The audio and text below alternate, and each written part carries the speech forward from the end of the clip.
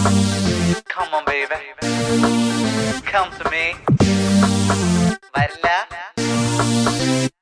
നീ. എടുത്തോ പിടിച്ചോ എന്ന് പറഞ്ഞിട്ട് ഒന്നും ചെയ്യരുത്. എല്ലാ വൈരാഗ്യങ്ങളും ചതികളും വഞ്ചനകളും ഉള്ളിൽ അങ്ങനെ ഒതുക്കി വെക്കണം. എന്നിട്ട് സമയം നോക്കി അതിൽ ഓരോന്നായി പ്രയോഗിക്കണം. അയ്യോ എന്തോരം ഭക്ഷണം ചേച്ചി വിളമ്പ്.